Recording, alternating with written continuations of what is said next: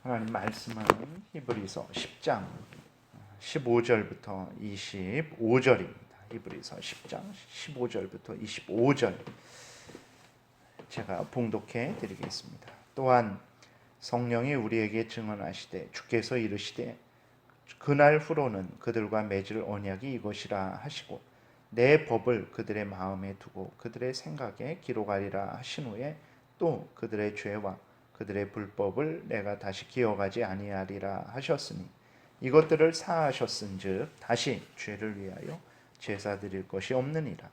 그러므로 형제들아 우리가 예수의 피를 힘입어 성소에 들어갈 담력을 얻었나니 그 길은 우리를 위하여 휘장 가운데로 열어놓으신 새로운 살 길이요 휘장은 곧 그의 육체니라. 또 하나님의 집 다스리는 큰 제사장이 계심에 우리가 마음의 뿌림을 받아 악한 양심으로부터 벗어나고 몸은 맑은 물로 씻음을 받았으니 참 마음과 온전한 믿음으로 하나님께 나아가자. 또 약속하신 이는 미쁘시니 우리가 믿는 도리의 소망을 움직이지 말며 굳게 잡고 서로 돌아보아 사랑과 선행을 격려하며 모이기를 패하는 어떤 사람들의 습관과 같이 하지 말고 오직 권하여 그 날이 가까움을 볼수록 더욱 그리하자. 아멘. 기도드리겠습니다. 살아계신 하나님, 이 시간 하나님 말씀을 전하고 듣습니다. 성령께서 역사하셔서 우리를 향한 하나님의 뜻을 잘 깨달아 알게 도우시고 또 성경을 통해서 알려주시는 대로 믿고 따르는 복된 신앙생활하게 도우소서. 하나님의 큰 은혜로 우리가 속히 모이게 도우시고 항상 건강하고 평안케 은혜 베풀어 주옵소서. 예수님 이름으로 기도드렸습니다. 아멘. 오늘 본문을 통해서 이제 또 예수 그리스도로 말미암은 그 혜택이 어떤 것인지를 하나님께서 우리에게 알려주고 있습니다. 그 또 15절부터는 이제 구약과 신약의 그 차이에 대해서 핵심은 같습니다. 하나님도 구약의 하나님, 신약의 하나님 동일하시죠. 그 다음에 구원도 동일합니다. 우리의 구원자도 동일해요. 구약 때에도 예수 그리스도, 신약 때에도 예수 그리스도. 구원을 얻는 방법도 동일합니다. 그것은 바로 예수 그리스도를 믿음으로 말미암아서 구원을 얻는 거예요. 그래서 구약과 신약의 차이를 이 핵심의 본질적인 차이로 이해해서는 안 되고 형식적인 차이, 그 다음에 그 범위의 차이, 뭐 예를 들어서 이제 구약 때에는 아론의 제사장들이 이 땅의 성소에서 짐승이나 양이나 소로 이제 제물을 드렸죠.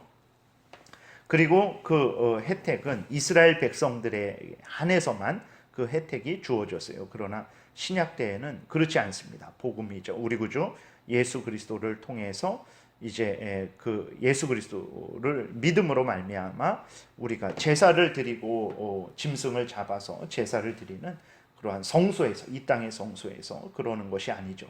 어느 곳에서 무엇을 하든지 예수 그리스도를 믿음으로 말미암아서 우리가 그런 하나님의 은혜를 누리게 되는 것입니다. 그리고 또 구약 때에는 이스라엘 백성들에게 한정되어 있었지만 신약 때에는 그 이스라엘과 이방을 맡고 있던 담이 허물어졌어요. 그래서 이제 그 복음이 온 세상에 전파되게 되었습니다. 그래서 우리들도 그 은혜를 지금 누리고 있는 거죠. 우리도 예수 그리스도를 믿고 죄 용서함을 받고 하나님의 자녀로서 이렇게 하나님께 감사를 드리고 영광을 돌리고 또 모여서 예배를 드리게 되는 것이라는 것을 우리가 기억을 해야 되는 것입니다. 성령께서 그것을 증언하셨다라는 거예요. 16절에 보게 되니까 주께서 이르시되 그날 후로는 그들과 맺을 언약이 이것이라 하시고 이제 구약이 끝나고 정한 때가 되었을 때 하나님께서 새로운 언약, 그래서 구약은 옛날 약속이라는 거예요. 신약은 새로운 약속이라는 거예요. 그러나 그 핵심, 본질은 동일하지만 방식에 있어서 옛날 약속의 방식, 또 새로운 방식의 약속, 이렇게 해서 구약, 신약 이렇게 이름이 지어진 것입니다. 그래서 이제 16절에 있는 이 말씀이 그럼 구약 백성들은 하나님께서 그 법을, 이게 8장 10절에 있는 말씀이죠. 다시 인용하고 있습니다. 그리고 이 말씀은 또 예레미야 31장에서 있는 말씀이죠. 것을 다시 인용하고 있는 건데 그때에도 8장에서도 말씀드렸지만 이것은 구약 때에는 그럼 하나님께서 하나님의 법을 하나님의 택한 백성들의 마음에 두지 않았느냐, 그들의 생각에 기록하지 않았느냐, 그 아니라 그랬어요. 앞에서 말씀드린 대로 핵심의 본질적인 그러한 은혜가 그 구약은 뭐 80%고 신약은 100%다 이런 게 아닙니다. 똑같이 100%예요.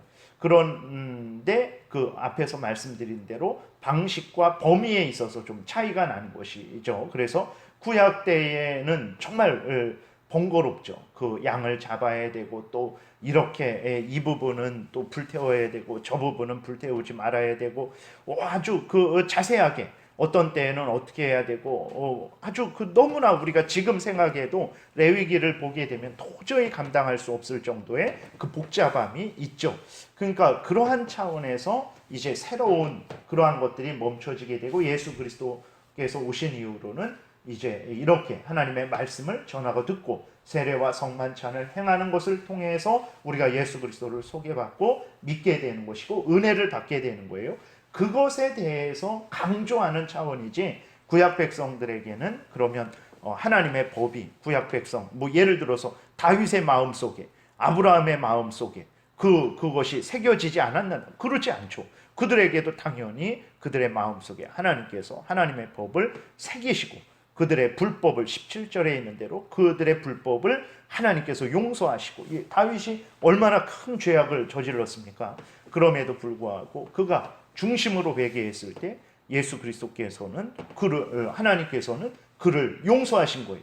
용서하셔서 다시는 기억지 않았죠. 그러한 은혜가 역시 신약 때에만 있었던 게 아니고 구약 때에도 항상 있었다라는 것을 우리가 기억을 해야 되는 것입니다. 그래서 여기에서는 이제 구약과 신약의 그 제사 드리는 방식과 또 그 범위에 있어서 그 차이를 강조하는 것이지 핵심 본질적인 차이가 있다 라고 말하는 것이 아니라는 것을 우리가 기억을 해야 되는 것입니다.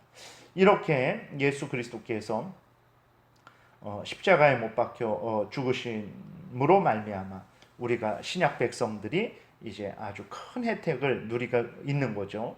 그래서 17절에 또 그들의 죄와 그들의 불법을 내가 다시 기억하지 아니하리라. 그렇죠. 예수 그리스도로 말미암아서 우리가 죄 용서를 받고 깨끗이 되어서 하나님의 자녀가 된 것입니다. 18절 이것들을 사하셨은즉 다시 죄를 위하여 제사 드릴 것이 없느니라. 우리가 이렇게 봤을 때 14절에서도 그가 거룩하게 된 자들을 한 번의 제사로 영원히 온전하게 하셨다라고 이렇게 말씀을 하고 있고 9장 28절에서도 이와 같이 그리스도도 많은 사람의 죄를 담당하시려고 단번에 들이신 바 되셨다라고 이렇게 기록이 되어 있어요. 그러니까 예수 그리스도께서 정말 예수 그리스도 흠없고 점없는 어린 양 대신 예수 그리스도가 하나님께 화목제물로 바쳐짐으로 말미암아 우리의 죄가 깨끗이 용서함을 받은 것입니다. 그 결과 어떻게 되었습니까? 19절 20절에 보니까 그러므로 형제들아 다시 말해서 예수 그리스도가 단번에 자신을 하나님께 드림으로 너희들의 죄를 용서하셨으니 그러므로 예수 그리스도를 구주로 믿는 형제들아 우리가 예수의 피를 힘입어 성소에 들어갈 담력을 얻었나니 다시 말해서 예수 그리스도께서 십자가에 못 박혀 죽으심으로 말미암아 성소와 지성소는 이제 하나님이 계신 곳이죠. 그 성소와 지성소를 막고 있던 그 휘장이 위에서 아래로 찢어졌단 말이에요. 다시 말해서 예수 그리스도 십자가의 죽음으로 말미암아 예수 그리스도를 구주로 믿고 회개하는 누구든지 하나님께 이제는 나아갈 수 있는 그 은혜를 누리게 되었다라는 것입니다. 그 전에는 하나님께 나아갈 수 없었어요. 그 죄로 인해서 하나님 앞에 나아갈 수 없었죠. 그러나 예수 그리스도의 그 십자가 보혈 공로로 말미암아 그 예수 그리스도를 믿고 죄 용서함을 받는 자들은 이제 하나님께 누구든지 나아가서 하나님께 영광을 돌리고 또 하나님으로부터 은혜를 받을 수 있는 거죠. 오늘 우리들도 이렇게 하나님의 이름을 부르고 교회에 모여서 예배를 드리고 기도하고 또 하나님의 은혜를 구할 수 있는 것은 어떻게 이렇게 된 것이냐? 우리 힘과 공로로 된 것이 아니고 바로 예수 그리스도께서 십자가에 못 박혀 죽으심으로 말미암아 우리를 정결케 하시고 깨끗하게 하셔서 우리가 하나님 앞에 나아갈 수 있게 되었다라는 것을 우리가 기억을 해야 되는 것입니다. 그것을 20절에서도 말씀하고 있어요. 그 길은, 하나님께 나아가는 길은 우리를 위하여 휘장 가운데로 열어놓으신 새로운 살 길이요, 휘장은 곧 그의 육체니라. 그렇죠. 예수 그리스도께서 십자가에 못 박혀 죽으심으로 말미암아 이제 예수 그리스도께서 화목제물 되심으로 말미암아 그 휘장이 찢어져서 하나님께 우리가 나아가게 되었다라는 것을 이야기하는 거예요. 21절에 또 하나님의 집 다스리는 큰 제사장이 계심에, 그러죠. 아론이나 모세나 그런 사람들은 충성된 하나님의 일꾼들이죠. 그러나 이 땅의 장막에서 하나님의 집에서 종노릇하는 그러한 역할을 했던 사람들입니다. 그러한 제사장들이죠. 그 다음, 그러나 하나님의 집 천국의 주인은 누굽니까? 하나님의 아들, 바로 예수 그리스도시죠. 그래서 하나님의 집 다스리는 큰 제사장이 계십니다. 하나님의 나라의 왕이 누굽니까? 바로 예수 그리스도예요. 예수 그리스도가 이제 우리의 대제사장이신 예수 그리스도가 하나님의 집을 다스리고 계십니다. 22절, 우리가 마음의 뿌림을 받아 악한 양심으로부터 벗어나고 몸은 맑은 물로 씻음을 받았으니, 다시 말해서 예수 그리스도의 피로 깨끗이 씻음을 받아서 죄 용서함을 받아 거룩한 자들이 되었으니 참 마음과 온전한 믿음으로 하나님께 나아가자. 하나님의 집, 다시 말해서 예수 그리스도께서 다스리는 그 집, 예수 그리스도께서 우리를 위하시고 있는 그 천국을 말하는 것이죠. 그러니 참 마음과 온전한 믿음으로 예수 그리스도를 믿는 믿음을 가지고 하나님께 나아가자. 그 천국에 나아가자라는 거죠. 23절, 또 약속하신 이는 미쁘시니 우리가 믿는 도리에 소망을 움직이지 말며 굳게 잡고, 그렇죠. 우리를 위해서 이러한 모든 약속을 해주신 하나님은 진실되십니다. 신실하십니다. 믿을 만한 분이시죠. 그러므로 의심하지 말아야 됩니다. 불신하지 말고 우리가 믿는 도리의 소망을 하나님께서 말씀하셨죠. 누구든지 예수 그리스도를 믿으면 멸망하지 않고 영생을 얻을 것이다 라고 말씀을 하셨어요. 그러한 믿는 도리, 그것을 굳게 잡아야 됩니다. 그리고 소망을 가져야 됩니다. 하나님께서 이렇게 말씀하시고 이 말씀을 대로 믿는 자에게 이러한 소망을 주셨지라는 것을 우리가 생각해야 됩니다. 그래서 이 땅이 힘들고 어렵고 우리 눈에는 그러한 약속이 언제 이루어질까, 정말 이루어질까 하는 그러한 현실이 펼쳐질지라도 흔들리지 말아야죠. 움직이지 말고 굳게 잡아야 됩니다. 그리고 우리가 계속해서 믿음의 길을 걸어 나가야 되는 것입니다. 그 다음에 24절에 보게 되니까 서로 돌아보아 사랑과 선행을 격려하며 모이기를 패하는 어떤 사람들의 습관과 같이 하지 말고 오직 권하여 그 날이 가까움을 볼수록 더욱 그리하자. 우리가 이렇게 예수 그리스도를 믿고 천국에 들어가기까지 우리가 흔들리지 말아야 됩니다. 하나님의 말씀을 굳게 믿고 신뢰하고 또 소망 가운데 흔들리지 말고 계속해서 믿음의 길을 천국에 들어갈 때까지 걸어가야 되는데, 그렇게 할 때에 혼자는 안 됩니다. 그래서 하나님이 교회를 세우신 거예요. 그래서 교회를 세우시고 그러한 하나님, 예수 그리스도를 믿는 하나님의 백성들이 함께 모여서 함께 그 길을 걸어가라고 하시는 거예요. 여러분들, 우리가 이렇게 우한 폐렴으로 인해서 임시적으로 교회에 모이지 못하죠.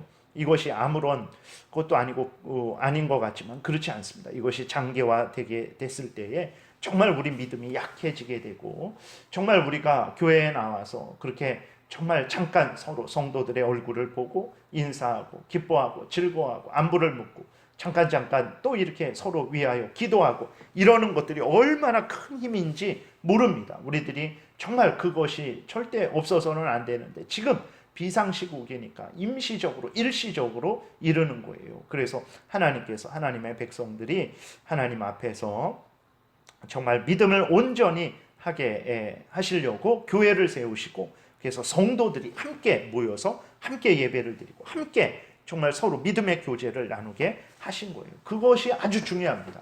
그래서 그렇기 때문에 24절에 그렇게 모여서 서로 돌아봐라. 그래서 사랑과 선행으로 서로 격려해라. 그것이 너희들의 믿음을 굳게 하고 그 다음에 너희들로 하여금 열심히 천국을 향해 걸어가게 하는 그 원동력이 되는 것이다. 그래서 여러분, 우리는 교회에 힘을 다해서 모여야 됩니다. 어떤 일이 있어도 모이기를 패하는 그런 일이 있어서는 안 되는 거예요. 참으로 지금 여러분 안타까운 상황이고 정말 우리가 하나님 앞에 기도해야 되는 것이고 이제 다시 속히 우리가 모여야 되는 것입니다. 이를 위해서 여러분들이 간절히 하나님께 기도하시기를 바랍니다. 그리고 이렇게 모이지 못하게 하는 것들에 대해서는 또 어떻게 해야 되냐? 모이기를 패하는 어떤 사람들의 습관, 다시 말해서 뭐 그 교회에 꼭 모여야 되는가?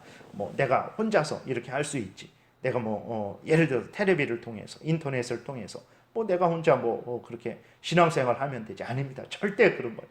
그거는 아주 비상시국에 아주 위험한 상황 속에서 일시적으로 임시적으로 그런 것들을 사용해서 개인적으로 하나님 앞에 처한 곳에서 예배를 드릴 수는 있지만 그것이 하나님이 우리에게 허락하신 예배의 방법이라는 것은 절대 아닙니다. 그렇기 때문에 그런 것들을 주장하면서 교회에 이렇게 꼭 모이지 않아도 된다라고 말하는 것은 잘못된 거예요. 그것이 모이기를 패하는 것이라는 것을 기억을 해야 됩니다. 그렇게 그러한 사람들의 습관, 그러한 말을 듣지 말고 오직 권하여 서로 모여서 열심히 그날이 가까움을 볼수록, 그렇죠, 예수님이 더 정말 오실 날이 점점 더 가까워 오고 있는 거죠. 더욱 우리가 모여서 사랑과 선행으로 서로 격려하고 그리고 우리가 더 믿음을 굳게 해서 하나님 앞에 갈 때까지 열심히 신앙생활 해야 되겠습니다. 여러분, 참 안타까운 상황인데 이것은 임시적이고 일시적인 그러한 조치들이지 이래도 되는 것이 절대로 아닙니다. 하나님의 큰 은혜가 있어서 우리가 속히 다시 이제 모일 수 있도록 여러분 열심히 기도해 주시기를 바랍니다. 기도드리겠습니다. 살아계신 하나님, 감사합니다. 이 시간에 하나님 말씀을 통해서 정말 우리 구주 예수 그리스도로 말미암아 우리가 얼마나 큰 은혜를 누리고 있는지 새삼 깨달아 알았습니다. 하나님, 감사하게 도우시고 정말 나 혼자 이렇게 믿음 생활 할 수 없다라는 것, 그것이 참 우리들의 본성이라는 것을 깨달아 알고 속히 우리가 모이기를 위해서 다시 기도하고 모였으면 정말 우리가 서로 사랑하고 서로 또 격려하고 위로하고 함께 하나님 앞에서 신앙생활하게 하시고 또 열심히 함께 천국을 향해 걸어가게 도우소서. 예수 그리스도의 이름으로 기도드렸습니다. 아멘.